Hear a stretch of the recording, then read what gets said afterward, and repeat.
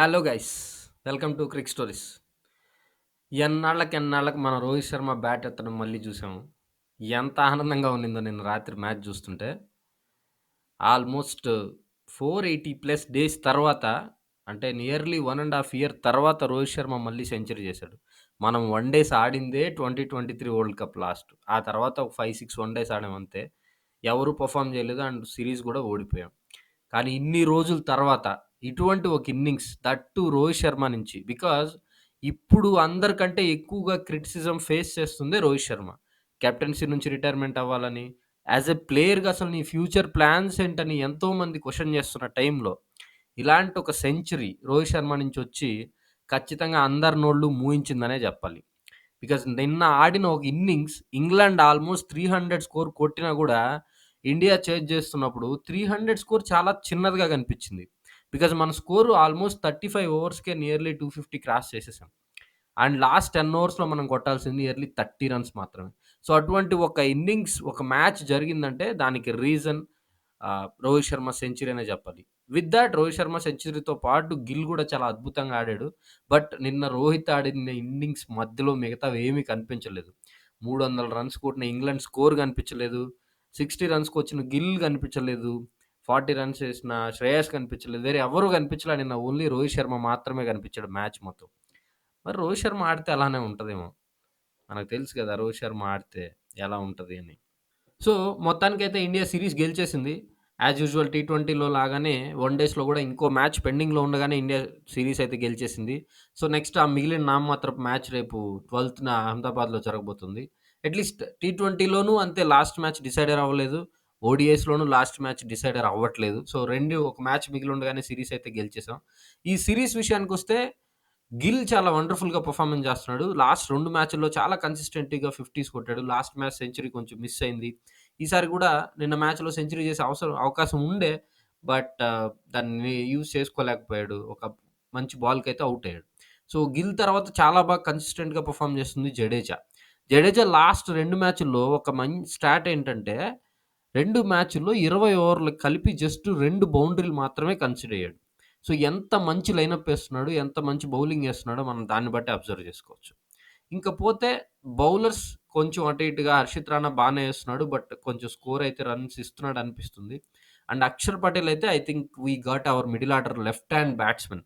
అదొక ప్రాబ్లమ్ ఉండింది చాలా రోజుల నుంచి ఇండియాకి. ఐ థింక్ కరెక్ట్‌గా చెప్పాలంటే యువరాజ్ సింగ్ తర్వాత మనకి రైనా కొద్ది రోజులు ఆడాడు. బట్ ఆఫ్టర్ వాళ్ళిద్దరి తర్వాత మనకి అంత గొప్ప లెఫ్ట్ హ్యాండర్ బ్యాట్స్‌మన్ దొరకలేదు మిడిల్ ఆర్డర్‌లో. దానికోసమే చాలా రోజులుగా ప్రయత్నిస్తుంది ఇండియా టీమ్. రిషబ్ పంత్‌ని ట్రై చేసింది. బట్ వైట్ బాల్ ఫార్మాట్‌లో అంత మంచి పెర్ఫార్మన్సెస్ ఏమి ఇవ్వలేకపోయాడు రిషబ్ పంత్.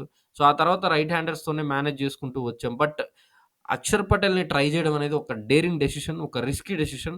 బట్ అలాంటి ఒక decision I think it paid of అనే చెప్పొచ్చు. చాలా బాగా ఆడుతున్నాడు. ఎక్కడ రిస్కీ షాట్లు ఆడట్లేదు. అలానే స్ట్రైక్ కంటిన్యూస్‌గా రొటేట్ చేస్తున్నాడు. చివరి 2 ఇన్నింగ్స్‌లో అయితే చాలా మంచి పెర్ఫార్మన్స్ అయితే ఇచ్చాడు. సో, ఖచ్చితంగా మనకి ఛాంపియన్స్ ట్రోఫీలో ఒక middle order left hand batsman దొరికినట్టే అని నాకనిపిస్తుంది. థర్డ్ వన్‌డేలో గూడా ఇదే పెర్ఫార్మన్స్ కంటిన్యూ చేస్తే ఇంక అక్షర్ పటేల్ ప్లేస్‌కైతే తిరుగులేదు. ఓన్లీ కన్సర్న్ ఏమంటే రాహుల్ ఫార్మ్. 2 మ్యాచ్‌ల్లో తొందరగా ఔట్ అయ్యాడు. బికాస్ లాస్ట్‌లో వస్తున్నాడు. ఇంకో 5, 6 ఓవర్స్‌లో మ్యాచ్ అయిపోద్దనిపించే మూమెంట్‌లో వికెట్ ఇస్తున్నాడు తక్కువ రన్స్‌కే. చూడాలి రాహుల్ నెక్స్ట్ మ్యాచ్‌లో కమ్‌బ్యాక్ ఇస్తే, రాహుల్ గూడా ఫార్మ్‌లోకొస్తే చాలా బావుంటదనిపిస్తుంది. ఇంకా మన కింగ్ ఒక ఇన్నింగ్స్ ఆడాడు. ఒక వండర్‌ఫుల్ బాల్‌కైతే ఔట్ అయ్యాడు. మన కింగ్‌తో మనకు భయం ఉండదు మోస్ట్‌లీ. బికాస్ ఒకవేళ నెక్స్ట్ మ్యాచ్ ఆడకపోయినా ఐసీసీ ఈవెంట్ అనగానే కింగ్‌కి ఒక ఊపొస్తది. సో, ఆ ఊపులో స్కోర్ ఆటోమేటిక్‌గా వచ్చేస్తది. అది మనం ఎప్పటినుంచో చూస్తున్నాం. సో, దాంట్లో భయం ఉండదు. ఈవెన్ రోహిత్ శర్మ గురించి కూడా ఎవరికీ భయం లేదు. బట్ బయట మాట్లాడుతున్న మాటలు, వాళ్ళు మాట్లాడుతున్న నోళ్ళు మూపించడానికి ఖచ్చితంగా ఒక ఇన్నింగ్స్ అయితే అవసరమైంది. అది రోహిత్ శర్మ ఇచ్చేసాడు అందరికి. విరాట్ కోహ్లీ గూడా నెక్స్ట్ ఇన్నింగ్స్‌లో ఇస్తే నెక్స్ట్ మ్యాచ్‌లో ఇంకా హ్యాపీగా ఉంటదని జెప్పి అనిపిస్తుంది ఇండియన్ క్రికెట్ ఫ్యాన్స్‌కి. సో, ఇంక పోతే ఇంగ్లాండ్ విషయానికొస్తే ఇంగ్లాండ్ వాళ్ళు గూడా చాలా మంచి ఇంప్రూవ్‌మెంట్ ఉంది. సెకండ్ వన్ డేకొచ్చేసరికి మంచి స్కోర్ అయితే చేశారు. 300 మినిమమ్ స్కోర్ అవసరం అనిపిచ్చింది ఫస్ట్ ఓడీఐ తర్వాత. సో, వాళ్ళకి మంచి ఓపెనింగ్ దొరుకుతుంది. బట్ సాల్ట్ దాన్ని ఇంకా పెద్ద ఇన్నింగ్స్‌గా కన్వర్ట్ చేయలేకపోతున్నాడు. యాజ్ యూజువల్ డకెట్ గూడా 50 చేశాడు. తర్వాత దాన్ని కంటిన్యూ చేయలేకపోయాడు. అండ్ బ్రూక్స్ కొంచెం బెటర్ పెర్ఫార్మన్స్ ఇచ్చాడు. అండ్ బ్రూక్స్, బట్లర్, లివింగ్‌స్టన్ అందరూ రూట్ వాళ్ళ పెర్ఫార్మన్స్‌తో 300 స్కోర్ అయితే మంచి టార్గెట్ ఇచ్చారు ఇండియాకి. But as I said Rohit Sharma build చేసిన ఇన్నింగ్స్ విత్ గిల్ ఆ 300 స్కోర్ చాలా చిన్నదిగా కనిపించేలా చేసింది. అందుకే చాలా క్విక్‌గా చాలా ఈజీగా చేజ్ చేయగలిగారు. చూడాలి థర్డ్ ఓడీఐ ఏమవుతుంది? ఇండియా ఏమన్నా చేంజెస్ చేస్తుందా? హర్షదీప్ సింగ్ అట్‌లీస్ట్ వస్తాడా థర్డ్ ఓడీఐకి? లేదా షమి అండ్ హర్షిత్ రాణాతో కంటిన్యూ చేస్తారా? చేంజెస్ ఏమైనా ఉంటాయా? ఇవన్నీ. సో, మీరేమనుకుంటున్నారు? ఈ ఓడీఐలో రోహిత్ పెర్ఫార్మన్స్ మీకెలా అనిపించిందో కామెంట్స్‌లో చెప్పండి. నాకైతే పిచ్చ హ్యాపీ అసలు. అంత హ్యాపీగా ఉండింది నిన్న మ్యాచ్ చూస్తున్నప్పుడు, చూస్తున్నంత సేపు. రోహిత్ చివరి వరకు ఉంటే బాగుండనిపించింది. బట్ అంత ఎక్స్‌పెక్ట్ చేయడం కూడా తప్పే. బికాజ్ రోహిత్ ఇన్నింగ్స్ ఒక సెంచరీ తర్వాత ఎలా ఉంటది? ఎంత అగ్రెసివ్ షాట్లు ఆడతాడనేది మనకు తెలుసు. However feeling very happy after long time. మీరు కూడా హ్యాపీ అయ్యుంటారని అనుకుంటున్నాను.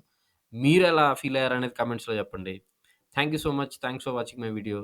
See you in the next video.